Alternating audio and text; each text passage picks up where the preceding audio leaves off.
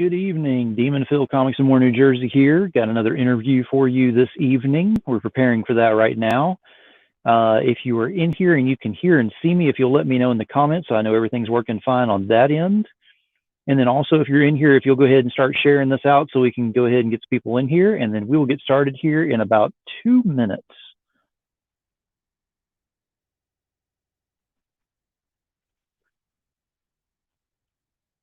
And I am sharing out on my end as well.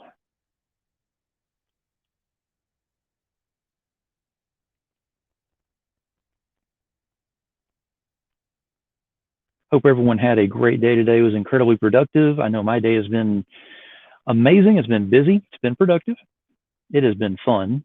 I'm not going to lie. I've been having a blast doing this.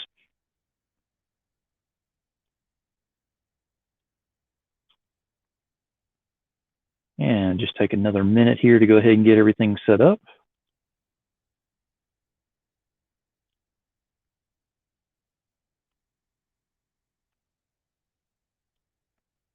And again, if you will, if you are in here and can see and hear me, if you'll let me know in the comments, that'll just let me know everything's working fine on that end. And then we'll be starting this bad boy up here very shortly.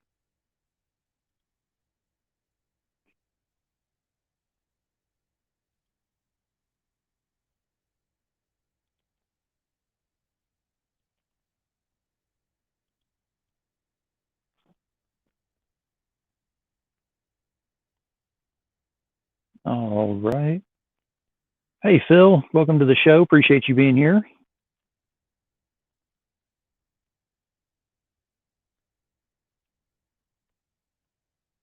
For those who can't see, I'm talking to Philip Russert. I'm not being conceited and talking to myself. I don't play that game.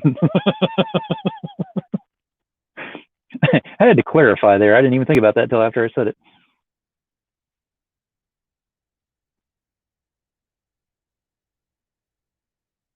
All right, we're going to clear this banner and go ahead and get this puppy started. All right. Demon Phil, Comics in More New Jersey, here with yet another interview tonight. Thank you for being here, that everybody that's here. And been looking forward to this one. I look forward to every single interview that I have. I am on a upswing of just having great people on here, and why stop now? So we're going to go ahead and have a great one again this evening. And Wendy, thank you for being here. Wendy Sting-Shaner, thank you for being in the group tonight with this and enjoying this. So tonight I have got Marat Mychaels backstage, and I'll be bringing him out here very shortly. First off, I need to go ahead and thank my sponsors, since I do have sponsors for the show. So let me go ahead and go through this.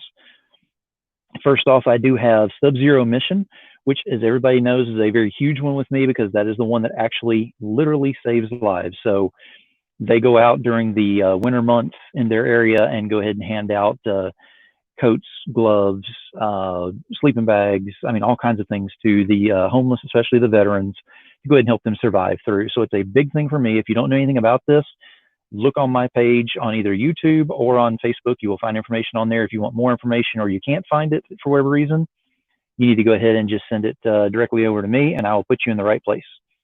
So yeah, Sub-Zero Mission, definitely. We've also got Totally Rad Comics.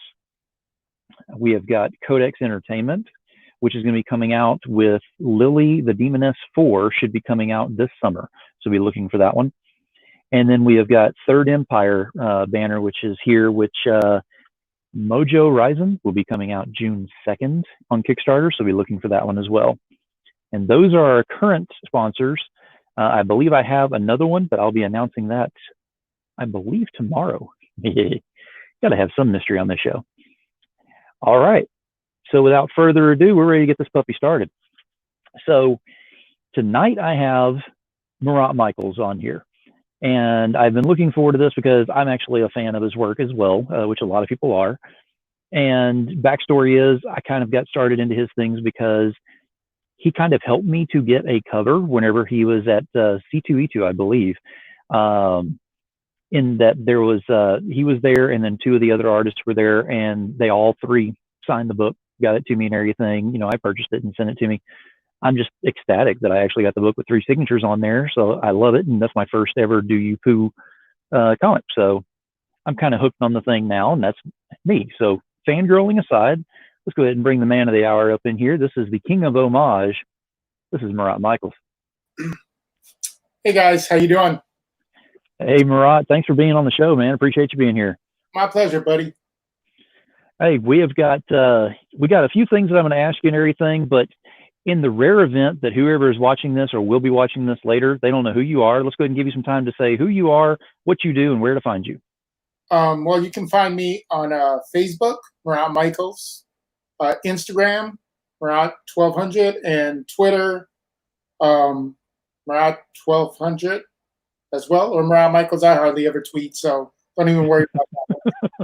Hey, Wendy, how you doing? Phil, where's my 7-Eleven food? Phil Russell, not you. Yeah, Russell said something about the 7-Eleven food. I haven't even gotten to that point yet. We'll get to that. So I've been in the industry close to 30 years. I started off as Rob Liefeld's assistant right out of high school. And then about a year and a half later, I was the first Image Comics rookie. So I did a book called Brigade. It was the first non-Image founder book out. Worked for Image for a long time. And then about 7 years ago, started a company called Counterpoint Comics. Started with a book called Naughty and Nice. And then we did a little parody book called Do You Poo?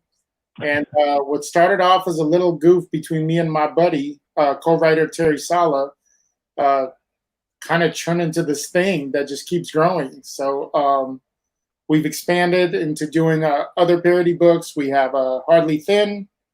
We have Bad Girl Apocalypse, which makes fun of all the bad girls. We have obviously Do You Poo? And we just did a new one called the Tigumverse, which Tigum is Tigger as Venom parody, and we just did that one, as well as a bunch of serious books that we publish. The big one being Pray for the Sinner, which is kind of one of my babies as a writer, and bringing back a character that I actually did in the mid-'90s called Blindside. That's currently on my to-do list. Nice. Hey, Tim, how you doing, bud? So that's kind of the short Marat Mychaels history right there. Yeah, and the first Kickstarter that I ever got involved in was actually Pray for the Center. That was the first one that I ever pledged for, so I've got that one. Awesome. Well, we're remastering the first issue. Obviously, what's going on in the universe right now has kind of thrown a little monkey wrench in the plans we had. So, but it did give us a chance to really get ahead on the book, get a couple of issues in the can. Dietrich Smith, who actually was a buddy of mine way back from the Extreme Studio days. I met Dietrich back in 93, 94. He was an intern at Extreme Studios when I was art director there. He's doing the work of his career, and he's done a lot of great stuff. He's worked at Marvel, DC. He did the Bionic Man and Battlestar Galactica over at Dynamite. But he is definitely by far doing the work of his career. Very nice. Now, I'm going to ask a few questions on here. And of course, the audience is here as well, and it looks like they're very active. So if you have questions over in the audience, let me know as well, and I'll try to highlight those that I see them coming through. But I've got a few things. So you mentioned about Counterpoint Comics. And I know you kind of dabbled into what you've been doing with that and all. But I mean, what exactly is your main role? I mean, do you own, is it publishing? Is it writing? Is it pretty much a little bit of everything? A little bit of everything. I mean, it kind of started off, I look at it as, it started off as a necessity. I was like, well, I got to publish this through something. So I'm just going to start my own company. And then it's kind of grown. It's kind of gone from, mom's garage to like, all of a sudden I got to take it into the house. Now it's like, oh man, we got to get office space. Like this is becoming a real thing. So like now I'm like, oh my God, I'm going to have to get staff eventually. Like I never really thought it was going to be like a real publishing house. I was like, oh, it's cool. We'll put out a couple of books and we have a nice logo, and it's really turned into something where now I'm like, oh my God, I'm going to potentially become a real publisher going forward. So absolutely. Now, I know you've worked for Image Comics in the past and everything. So how much has that actually helped you in going ahead and creating the Counterpoint Comics brand that you've got?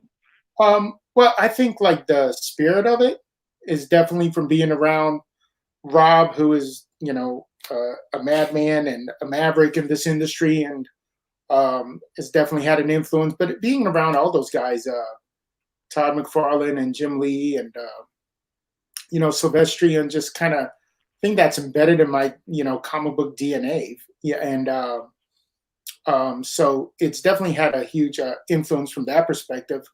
Um, but like I said, this is kind of like one of those things where you're like, oh, I just want to make the NBA, and then you kind of get in, and then you're like, oh man, I have all-star potential all of a sudden. I just thought I was going to be the 12th man on the bench, and just hope to be in here for a few years. So, but Exactly.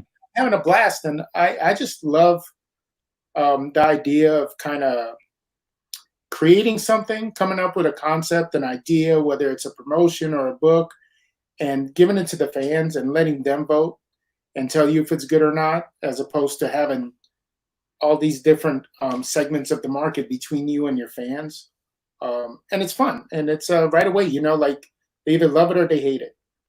Absolutely. Now, Philip Russer has a question on here I want to go and bring up is, will Blindside be a reboot or a continuation of the story? Okay, it's kind of going to be both. So we're taking the initial Blindside that we put out in the 90s, which was only about one issue. So that was easy. And it's going to continue we're remastering the book we put out in 2012. So we're ending it in a different way, rewriting a bit of it. And then it's going to lead into kind of recap of the origin, which was drawn by myself and Sajjad Shah, who's a fantastic artist, and Dalso Corona inked it. So we already have that all finished. And that's going to lead into our brand new 44-page original graphic novel, which is kind of my baby. Like, that's the one where I'm like, if it takes me 6 months to draw it, it's going to take me 6 months. If it takes me a year, it's going to take me a year. But I'm going to be happy with it. It's kind of like self-service. So it's both. It does continue, but we are switching some things up. There was a Blindside #2 that we followed up for the Kickstarter book. And that, unfortunately, now is kind of like an Elseworld story. That doesn't really count anymore. So there's your answer, Phil. Trust me, he's probably got something else he's cooking up back over there too. So I'm just waiting for that to pop up as well. Yeah. Now, I'm going to kind of bounce off of what Steph said here, because this is true. Whenever he said, you come up with the coolest concepts and stories. So you have gotten a couple of nicknames on this, one of which being the King of Homage. That's Brian Polito gave me that nickname. Exactly. And that's kind of where I'm leading with this, because for him to actually give you that nickname means that he saw something in there. I mean, you come up with these things, and I don't see how you don't ever empty the tank. I mean, you keep coming up with more. So how do you keep coming up with more? Well, I mean, so my thing is the homage. I try to catch the feel of what the original cover was. So it's not just looking at it and copying it in a funny animal style. I really like, if it's a Neil Adams cover, I get out the brush marker and I try to do all brushy. If it's, a Todd McFarlane cover, you'll see all the line work and is always different. So part of it is trying to recreate these awesome covers that people have done throughout the years, and recreating the feel, not just the image. And and also, I love the fact that when I first started doing it, I was like, oh my God, I'm going to get like the worst blowback from all these guys. They're going to just hate me. But it's actually like, people love it, to the point where I've had, mutual friends walk up to me and go, so-and-so asked if you ever, homaged one of his covers, because he would love to see it. And so that started making me feel good. So for the most part, I have yet to get negative blowback from any artists. And again, I work with a guy named Dan Feldmeyer, who's phenomenal. And together we recreate all these painted covers. And so, that's been fun, like trying to recreate all these Clayton Crane or Perillo, or Mm-hmm. guys like that. And I couldn't do it without Dan. Dan is the painter. He does the heavy lifting on those, but that's kind of the inspiration for me. And then you know, people come up with concepts too. I'll get people who send me covers and go, "Can you make this into a Pooh cover or a Tigum cover?" And that's the fun part of it, So, and Yeah. and with Polito, that's a funny story. I had to convince him to do his first homage cover because he was totally against them. And I told Brian, I was like, "Look, I can draw a sexy lady death for you, but that's going to be one of 1,000 sexy lady deaths. It's not going to do anything for me. It's not going to do anything for you. Let me do an homage cover. If you like it, great. If you don't have to pay me for it, and I'll redraw a sexy one." And we did Spawn #1, and I believe it crashed their website. And they were like, their provider told them, like, your bandwidth is not set up for this much traffic. So after that, Brian totally gave in to the homage, and that's when he dubbed me the Homage King. So, And you see on every single Kickstarter that everybody is there going, what's the homage going to be? What's the homage? They're automatically just chomping at the bit. We're ready for that now. yeah, no, and they're fun. I mean, I know some people don't like him, and that's cool, and sometimes I get my friends love to tag me into, some negative, posts. I don't know why they love it. They're like, "Have you seen this?" And I'm like, "I don't care. Like, whatever." I can't. I don't have the time to deal with that. But people are like, "Oh, he doesn't do anything original," and I'm like, "Oh, been in the industry for 30 years. I can't homage things for 30 years. That's kind of been the last 7, and that's cool. People can think what they want, but I do this for my fans. Mm-hmm. Somebody told me a long time ago, if people don't like your work, you're not going to churn them, and if they like your work, then that's who you're producing for. So that's Oh, kind absolutely. of, But I can definitely see where you do have the following on the Kickstarters that are coming up and different things like that. Plus, whenever you re-release them or they come out, especially whenever they come out of the vault, they're gone. yeah. You can't get on there fast enough to get them out of the vault. No, and we do part of, I think, with the appeal to my books, especially the Deepu and the Tickum stuff, the Tickumverse, is we do very limited numbers, and we number all Mm-hmm. our books. They're serial numbered, so it's not like we go, "Oh, there's only 50 of them in existence, and there's 300 of them out there." Right. You're never going to see 2 number 23s or 2 number 46s or whatever. You know what number you have, and it helps maintain their value. And I'm very I'm a collector, myself, so I'm very conscious. I don't want you dropping, I'm not selling you $4 or $5 books. They're $25. Mm-hmm. So I want you to get bang for your buck as a fan or as an investor. I want you to be able, if you bought it for $25, at least when you go to sell it, you're going to get a minimum of your money back. Or just a lot of my fans of Pooh, love to slab him and hold on to him, and Exactly. I'm a CGC addict myself. So Now, Naughty and Nice. Where did that come from? And because I know that's running incredibly strong, and people are really looking forward to that one as well. So that was, it was this middle December, 2013, I believe, maybe 2014. I think 2013. And I was driving, and there was a big sign that said, "This holiday season, have you been naughty or nice?" And I was like, oh my God, what a great name for a couple of bad girls. I went home, Googled it. There was nothing like it. I think it's the guy that created Harley Quinn, Bruce Timm. Yeah. I think Tim had an art book that was called, The Art of Naughty and Nice, but it was spelled normally. So literally from middle December, I wrote, drew it, had it inked and colored, and had a couple of variant covers by buddies of mine who owed me some covers, done for amazing Arizona Comic-Con, which was the middle of January. And my whole goal was just make a few extra bucks for one show. That was it. Never thought it was going to be an ongoing, much less 7 years later. And I did it with a friend of mine, Bill J, of J Company Comics, helped sell them because they had the infrastructure and had a lot of retailers and fans that bought Bad Girl books back then, and they were also promoters of the show. And so did better than I anticipated. I was like, cool. Went home with a few extra bucks in my pocket. I was a happy camper.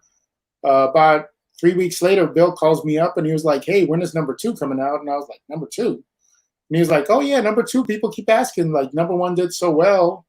Let's do number 2. So got number 2 done for WonderCon that year. And then like that did really well. And then number 3 for Amazing Las Vegas Comic Con, and that's when it exploded. And then a month later was San Diego Comic Con, and Eric Basildua did a cover where he had the blood off the girl running on the inside of her thigh. Mm-hmm. I said, Eric, this looks like it's that time of the month, but Eric's an artiste. And he was like, this is my vision. I said, let's do this. I'll make a normal cover without the blood, and then we'll do the special 1 in 25 chase variant, and that'll have the blood. So you'll get your version, I'll get my version. And that chase variant was ridiculously hot because 25 copies in San Diego Comic-Con. Somebody got it slabbed, graded 9.8 or 9.9 right on the show floor, and sold it for like $1,000. And that was it. Away it went, and it's been going strong, and it's fun, it's goofy. Like Pray for the Sinner, Blindside, those are serious books. Those are like me trying to see if I really have any real writing chops. But Pooh and Tigumverse and Naughty and Nice, those are just kind of funny, goofing off. I mean, they're comics produced, they're not Neil Gaiman. They're not, I know what they are, pretense. These aren't going to go down, as iconic books in the history of comics, but they're fun. Oh, yeah. And that's what they're produced for. They're, like I said, so, Naughty and Nice is just goofy and we have fun. It's tongue in cheek, making fun of the whole bad girl, thing. But it's been going strong, and, it's, we started doing cosplay variants, and now we're about to do some fantasy variants with Comics Elite. So we just have a blast with it. Like anything else, first and foremost, it's just there's 2 things. One is having fun and giving something to the fans that like what I produce. And 2 is, making a living. Like those are the 2 primary things. So, yeah. Now, I will go ahead and bring this up because I just saw this come across there. Jim Noble said, yeah, that's awesome. And Jim is having a lot of, success with his stuff, and I'm very happy for him. We talked a little bit on Facebook, and I'm waiting for the book. He said he's going to send me the book, so I want to see it. And that's the cool thing. I mean, honestly, like right now is such a great time to be a creator. Yeah. And you throw it out there, and ultimately, like, it's going to work or not. If you feel you have the chops, good for you. Like, there's, we laugh, me and Brian Polito are buddies, and we laugh all the time. I always tell him, I stole your formula. I kind of looked at your game plan and try to follow it. And, now it's nice that, Brian will tell me once in a while, oh yeah, I saw you do this. So I'm stealing that idea from you. So it's nice when the guy you aspire to be like starts taking some of your tricks when you've been taking. Oh, absolutely. So like I said, it's and it's cool. It's like the wild west out there now with the convention circuit, and then obviously online and crowdfunding, and it's a blast. And it's really when people are like, oh, the comic industry is in bad shape. Nah, it's not really in bad shape. It's just changing, and you're either changing with it and adapting, or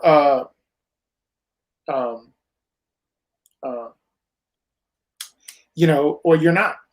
And if you're not, it's not the industry's fault. The fans are there. I mean, you see some of these Kickstarters that are out there, or Indiegogo campaigns, or some of the live sales, and see the kind of money that people are making on live sales. The fans are there.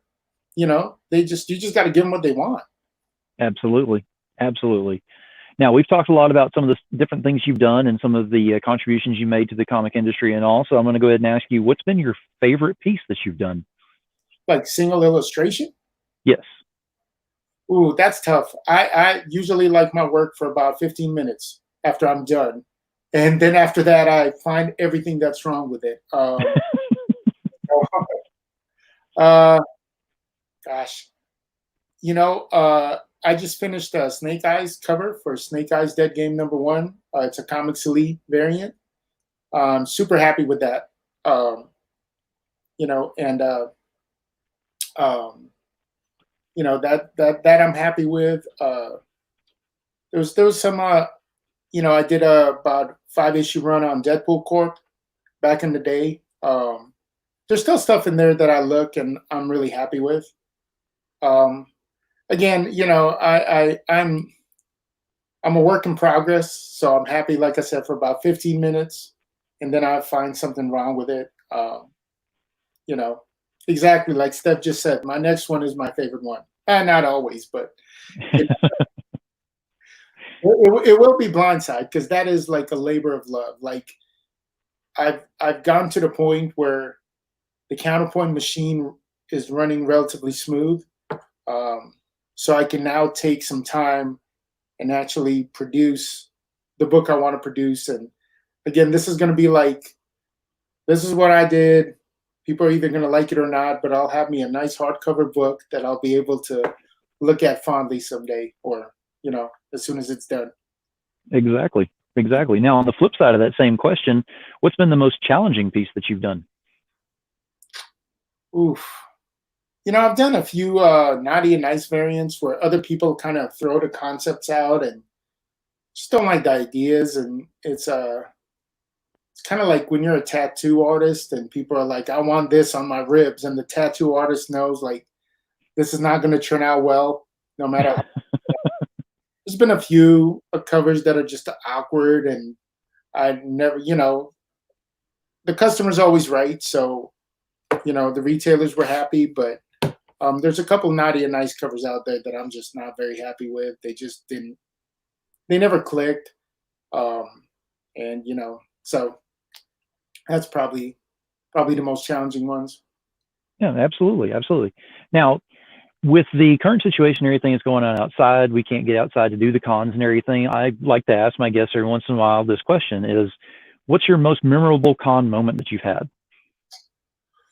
Ooh, there's been a few. I mean, in 30 years, San Diego Comic Con 2017, 2017 or 2018? 2017. I was doing a Extreme Studios panel that Robert Kirkman was a moderator of, and my fiance Mandy is a huge Walking Dead fan, and she didn't know it, but only people that knew is me, Kirkman, and Rob. Um, I proposed to her during the panel, but it's because Robert Kirkman called her up on stage, and she's awesome because she loved it. I was like, it's kind of cheesy, but whatever. I think she'll dig it, and she absolutely loved it. So that was definitely memorable. Last year at Amazing Las Vegas Comic Con, I went into the green room, and George Perez was there, and I've known George for a long time. He's one of my favorite artists, one of the sweetest guys ever. And I said hi to George, and I was just going to leave him alone because I know he'd been tired from signing all day, and he called me over and just wanted to chat for half an hour. And I was like, I don't care if there's nobody on my table. I'm going to sit down and talk to George because I love George. So that was an awesome moment. Meeting John Byrne for the one and only time. I'm a huge John Byrne fan. I'm a child of the '80s as far as my comic book reading goes, and I always heard that John's a rough around the edges guy, but I met him and must have caught him on a really good day because he was a total sweetheart. Talked to him for about 10 minutes. He was super nice, and I never want to talk to John ever again because I had my experience and it was awesome. So that was a blast. It's to me, it's meeting guys, my childhood heroes, and being able to interact with them. And I know it's been 30 years, and I know I've had some success in this industry, but um, I'm still like a little kid when I meet certain guys, and especially like I met Joe Jusko at a convention about 5, 6 years ago, and I was sitting next to him, and he started talking to me, and he was like, "Oh, I like your work," and I was like, "Joe doesn't know who I am." Like he's being super nice guy. He and his wife are extremely nice people, and but then he like goes, "Yeah, I like your work on this," and then I was like, "Oh my God, he actually is familiar with my work." Like that's amazing. That's for me, that's really exciting stuff like that. So those are the kind of experiences that I really hold on to, and they're awesome. Absolutely. And you kind of touched on where I'm going to go with this next question here just a second ago, whenever you were talking about some of your interaction with everyone else. So my question would be, I know you've worked with a lot of different people on different projects and everything. Who is the one person you have not worked with that you would absolutely love to work with and make like a dream team effort and create something? Uh, Gosh, that's tough. It's probably mostly inkers because I love to see my work inked. Terry Austin, who's my all-time favorite inker. I know he's in retirement. I'll never get that chance. I beg Scott Williams all the time to ink one thing over me, just for myself, not to be printed. I would just love that. Kevin Nolan's another guy. I've talked to Kevin a couple of times. I just love his finishes. Those are definitely guys I would love to work with. As far as like from a publishing standpoint, this is where it gets tough. So as a publisher, I have two lists. I have what Marat likes as an artist and a fan, and what Marat knows sells to the fans. Mm-hmm. And so as a publisher, I have to be in this column all the time. But then there's artists over on this side that I'm like, oh, I just want to get a cover by that guy. I don't care if it sells or not. So yeah, those are the guys. And if the company gets a little more successful, I'm just gonna go out and hire guys to draw covers just so I can see my characters drawn by these guys. So that's probably, yeah, that's it. But it's usually inkers because I love to see my work kind of. When I was young, I was like, follow every line I put down. I almost want my work just traced with a flair. And as I've gotten older, I love to see other people's style mixed with mine. That's why I love working with Adolfo Corona, who's inking Bloodshot right now over Brett Booth, and he's in Deadpool over Rob Liefeld, and he's inking the new Snake Eyes Dead game over Rob. It's also one of my closest friends. It's like a brother to me. That's why I love working with Adolfo, because he puts his stamp on everything. So he doesn't take away from my work, but he definitely adds so much of his flavor. It's awesome. It's a blast working with him. Very cool. Very cool. Now, I've got to address it because Phil keeps bringing it up, and it's not going to die down. So this 7-Eleven thing keeps coming back up. So last year, I went to Phil's convention, and it was I think it took me 14 hours to get from Phoenix to New York. There was the plane I was originally on, that flight got canceled. Then I got bumped. Then I had a flight that flew from it was weird. It flew from Phoenix to Denver, then over to Reno, and then from Reno to New York. So it was 14-hour travel day, and I got in and I was exhausted, and Phil taking me to the hotel. He picked me up, and on the way there, all the restaurants are closed, and I'm starving. So we wound up going to 7-Eleven to get some sandwiches and snacks, and that's been kind of our joke since then.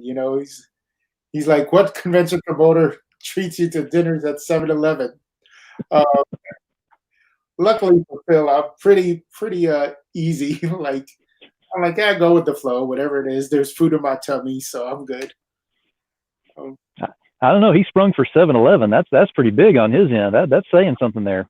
I went big. I got 2 sandwiches, a big water, you know, might have got 2 or 3 candy bars. I made him pay. Well, it's a good thing then, because at least you got your fill on your 7-Eleven meal there. It was my idea because everything else was closed, Phil. He said he normally gets McDonald's, so yeah, you definitely got it good on that one. Yeah. You got the upgrade.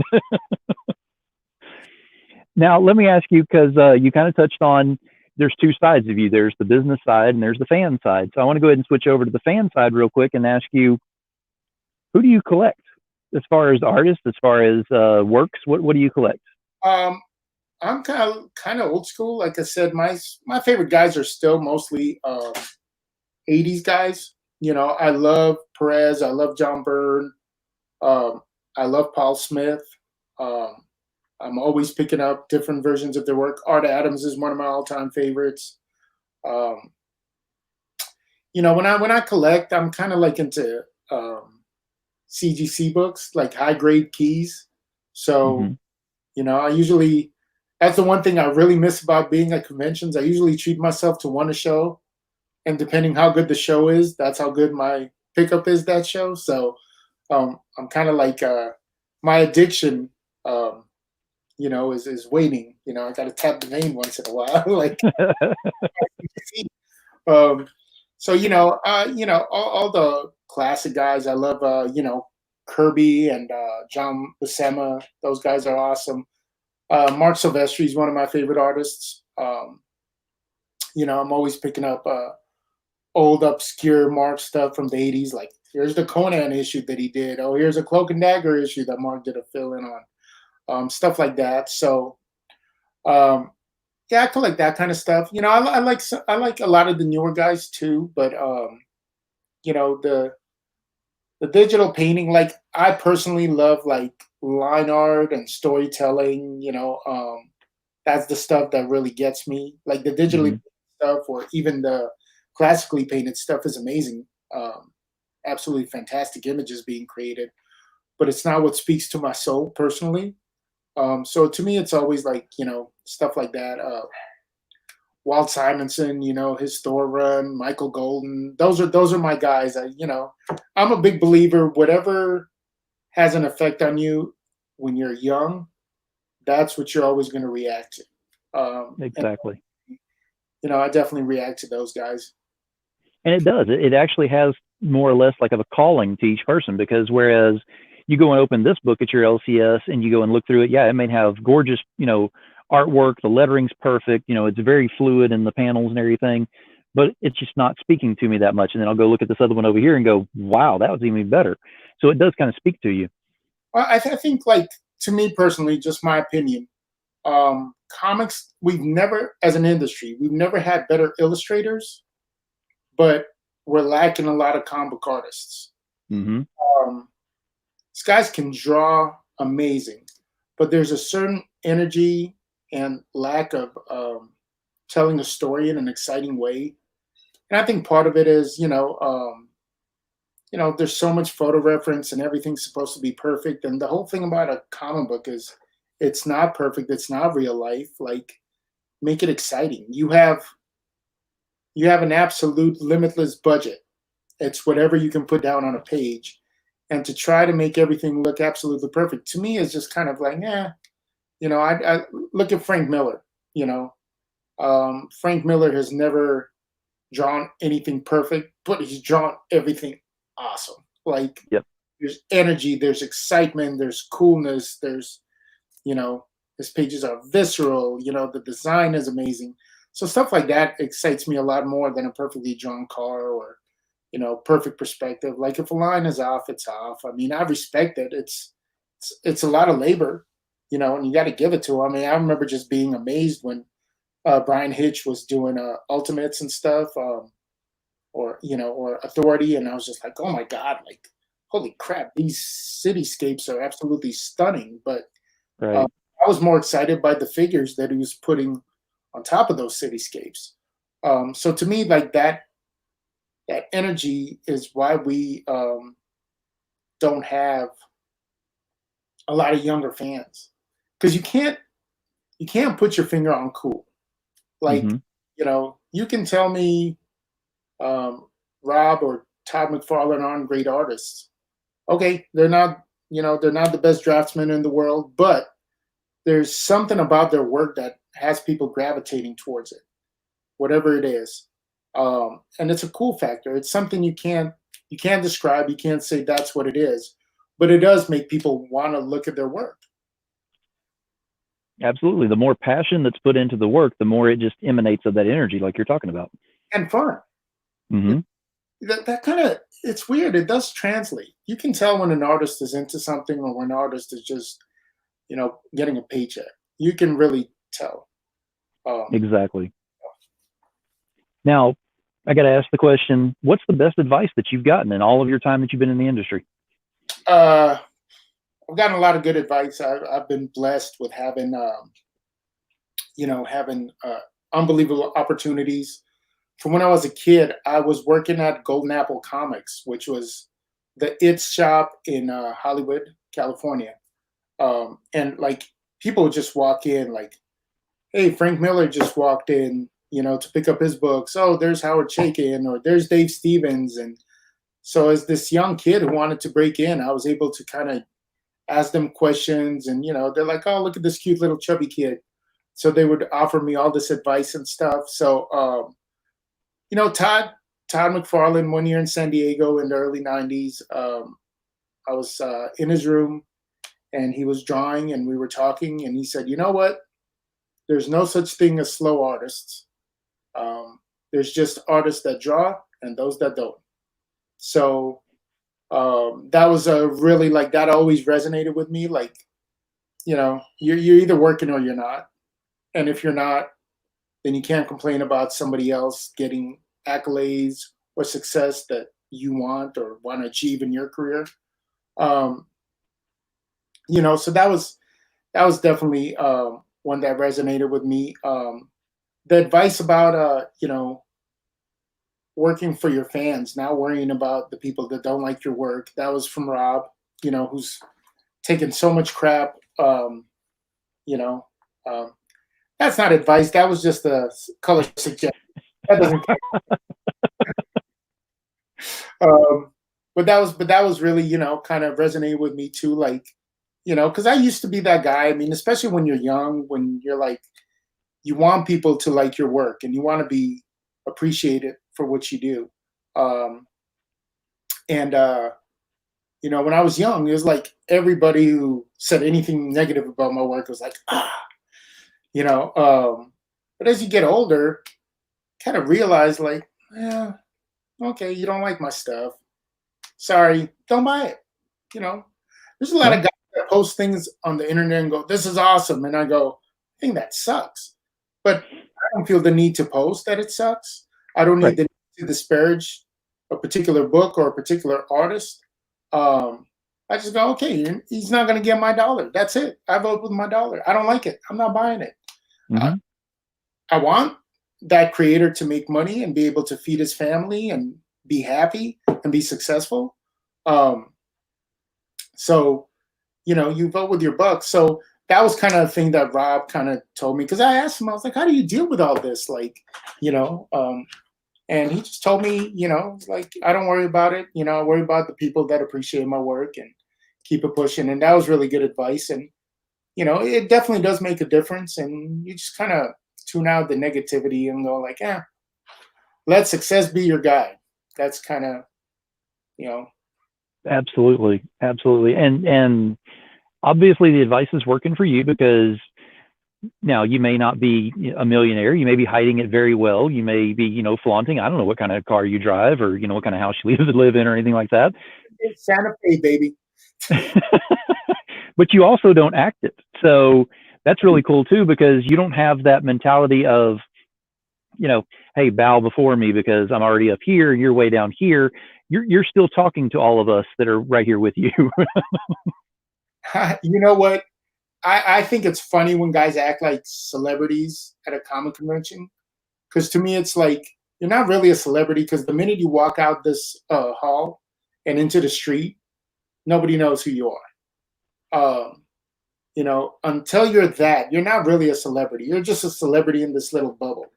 And again, I appreciate that I'm able to do this for a living. Like, as a 12, 13-year-old kid, when I decided this is what I want to do, like, the fact that I was able to, um, achieve this.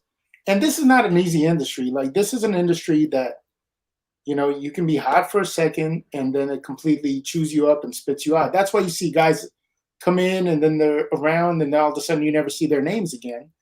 It doesn't pay great, um, for the amount of work you have to do if you're just kind of a pencil jockey on a mid-level Marvel or DC or Dark Horse book. You make just enough to get by. Nobody's getting rich. Um, so this is a tough industry. And the Mhm. fact that I've been able to do it for 30 years.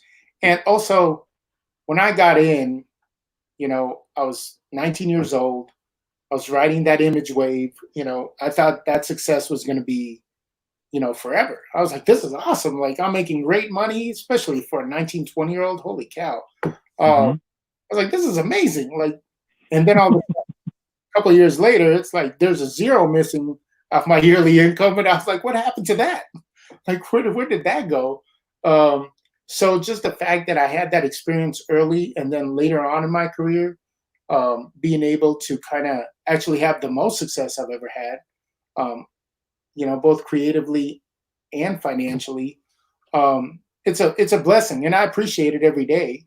And I'm also like, no fan, no career is kind of my thought. Like, I can feel myself go like, oh man, I came up with this concept and people gave me, all this love and they supported it financially.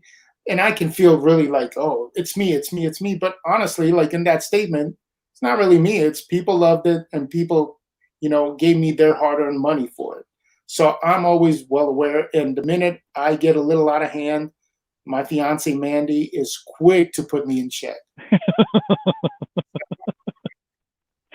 That's very good. Now you're talking about. I'm gonna go ahead and bring up because I actually have a picture here that I'm going to show because you had sent that to me earlier. Because you're talking about some things that you're doing within the business that actually kind of help out and things. But this is something that you and I have discussed prior to coming in here. This is a different concept, and it's very cool because not only are you able to get business off of this, but it's really cool for the fans. So I'm going to go and bring this up. Let me do a screen share on here so I can bring this up. So bear with me.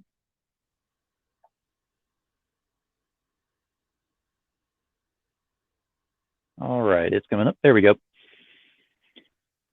So you've got this coming up where it's going to be with the Clan McDonald. And if you want to go ahead and talk about this, because this is very interesting. So, because we print our books digitally, which is different from offset printing that Marvel and DC and Dark Horse does, um, we're able to produce books at an extreme speed. So we, Artist Express, who's one of the best printers I've ever worked with, and who we have a great relationship with. Um, Next weekend, we're going to broadcast live from their print shop. We're going to set up like a little mini convention. It's going to be me, Mike DeBalfo, Ryan Kincaid, um, and we're all going to do different variants, and they're going to be instant variants. And I think the cool thing is literally you're going to be able to pick. Let's say I'm offering these two covers, and you pick the Tigumverse cover, and you go, you know what? I want that green background. That's the one that speaks to me, and I want the word balloon to say, Phil was here, and at the bottom where we have the numbering, it can say, Phil 1 of 1. Uh, and literally, we'll make that book, and 15 minutes later, we'll show it to you on screen, and we can get it graded for you, or you can just get it signed and shipped. Um, Antonio is an awesome guy, Jim. So, as far as I know, nobody's ever done instant variants. I mean, they're not instant; they're 15-minute instant. But you can literally customize your book, from the background color to the word balloon, to what it says as far as the numbering goes. Um, and I just like trying new stuff and things that people have never done. Again, my thing is I don't rest on my past success. I'm working on my next success. That's kind of the goal. I never want to stagnate. I want to keep pushing the envelope and do something different. So yeah, so we're doing this. Next week was going to be Phoenix Comic Con, and we were going to obviously be doing stuff at the show. Well, now that there's no show, we decided to kind of recreate it. We're calling it the 4M House Party. So it's Mike DeBalfo, Marat Mychaels, Steve McDonald, and Ryan Michael Kincaid. So we kind of cheated Ryan, but he's like, that M stands for Michael, so it works. You know, so we're doing this. Like I said, I think it's cool. You know, I think it's going to be interactive. I've never known where you can kind of create your own cover and see it in print 15 minutes on screen, and again, get it sent, get graded, or get it signed by the creators with a COA or whatever you like.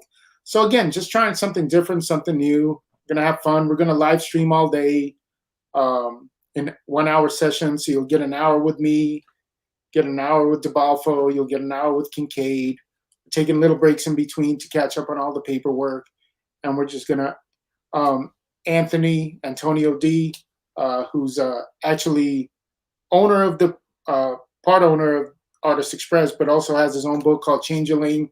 He's gonna have his time, and then Jim Hanna, who has a great little book called Kill Count. It's like this 80s parody book, and it's really fun. I did a cover for him.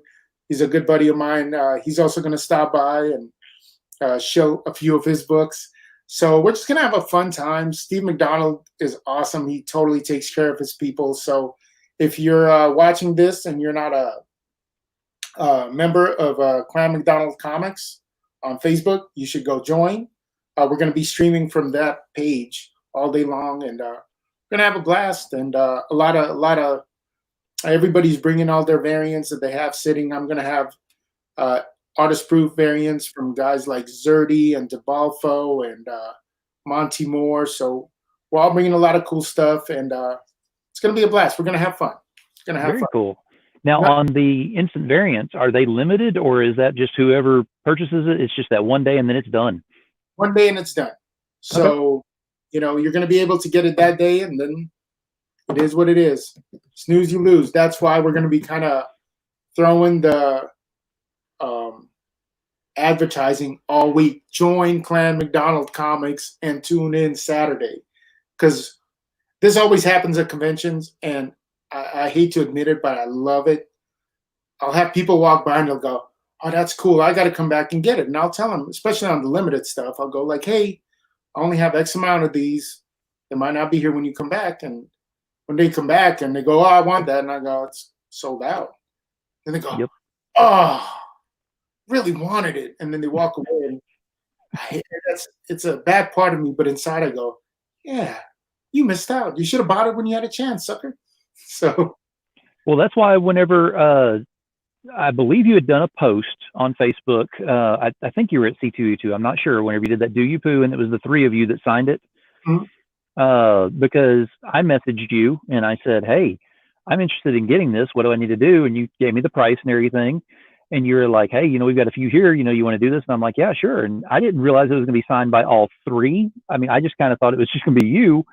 And then I got all three on there whenever I got it in, and I was like, wow, this is this is phenomenal. So, like you said, you snooze, you lose, though, because there was a lot of people that were very upset they didn't get on the triple signature on that. Yeah. And again, I love my fans, like, honestly. And I can't always do everything people ask. But I try to go out of my way. If I can, I can. If I can't, I can't. But, you know, the people take care of me, and I try to take care of them back when it's, you know, when it's possible. So I remember you messaged me, and I'm happy to do it. You know, I want people to have a good experience. I want you to be happy with what you bought with your hard-earned money, and it's the experience too. Like, one thing about George Perez is, you know, we've talked about it a couple of times, is George is very big on people having a great experience when they meet him. Mm-hmm. And I'm the same way, and a lot of that is his influence. Plus, I like people. You know, not every people, but I like most people. So, I think when you meet a creator, it's an experience. And that's what you're giving them as much as the book or the print or whatever it is, the signature. You should walk away. Like I walked away from John Byrne going, this was a cool experience. It could have Mm-hmm. gone completely a different way, but um, that's what I want you. I want you to walk away going, you know what? Hey, maybe he's not my favorite artist. Maybe he is. Doesn't matter. But he was cool to me. I had a good time. And I'm glad that I had the opportunity to meet that guy. Because I've been on the other end of it. As a professional, I've met other creators and been like, what a douche. Like, you know, or I've seen them treat fans like crap and go like, you're not that special. Like, honestly, you're not. You're a good artist or you're a good writer or shoot, you're a good letterer. Like, who cares? Like, that's what you do. Hey, Perry, how you doing, buddy? So, the experience to me is important. Like for people to have a good vibe when they meet and when they get their book and they're happy and that kind of stuff is honestly like genuinely very important to me. Absolutely, and that is a huge that creates a lot of respect between you being the creator and then the fans as well. And then you've got lifelong fans that are going to be following you around for everything that you're doing on this, because they know that you're going to be treating them that way on everything. I learned that lesson my first year in comics. I did a store signing in Phoenix, Arizona, and the store owner called me. Did it on a Saturday. He called me on a Monday. And he goes, I got to tell you, every person that met you on Saturday called me today and had me add anything you do to their pull list. And it was just kind of like, I was just being me, like, but it was like one of those things that was like, oh, like people are there's a difference between going, I like that guy's work, don't like the guy, but I like his work, so I'm gonna buy his book. Mm-hmm. Or being able to like go, man, that guy's awesome, and I love that book, and I'm happy to get, I do that all the time. There's artists I work with, that some of them are like, ugh, not a fan of the guy, but I need to get a variant from him. Mm-hmm. So I give him the money reluctantly, and then like it'll be one and done because it wasn't a good experience. But and then there's other artists where I'm like, have as much, like just draw covers for me. I'm happy to pay you because you're awesome to work with and you're easygoing. And so I think that's part of it. It's like we all do that. We all spend our money, and sometimes you're happy to give it, and other times it's reluctant, but you want the product, or so kind of Absolutely. early on. Absolutely. Now, I've got to ask, what's in the future? What do you have going on in the future? We've already talked about the 23rd. Is there anything else that you can, go ahead and give us any information on that's coming up? Well, I gotta finish fulfilling my last Kickstarter, but then probably sometime in late June, maybe early July, we're gonna do our next Kickstarter, which is Battle Fairy and the Yeti #3. Steph actually just turned in his awesome cover for it today. So that's going to be our next crowdfunding. And then besides that, I mentioned Snake Eyes, covered it up. And I'm super excited doing that with Comics Elite. I believe the book comes out July 15th, if I'm not mistaken. IDW just announced that. So working on that. And then, it's going to be, I'm going to slow down on artists producing covers, because I have a lot of retailers now that are calling me up going, hey, I got this guy doing a cover for me, is he approved? Yes. So I'm going to slow down drawing a lot of covers so I can really focus on Blindside, because I'm super excited to actually draw that book. Absolutely. That sounds great. And I'll tell you, as far as the 23rd is concerned, if you change that wording, instead of Phil was here to Demon Phil, then I'll be getting one of those covers. I will be there on Saturday. I'll definitely be I'll be doing something with that. Yes. Deal. That's the cool thing too, is you can tell us whatever you want in the word balloons. Nothing nasty. Like we're not gonna. You don't have to worry about me. There's a couple of other people that I'm worried about in the audience that just heard that statement. Yeah, you need to clarify that. Yeah, nothing nasty. Like you're gonna try to edit. Like no, no service kind of thing. Yeah, you can. We're not gonna do anything, but we'll let everybody have fun, and I think it's gonna be the best. We'll put a quick addendum on there real fast because I know there's a couple of them out there who are probably like, anything? Really? Challenge accepted.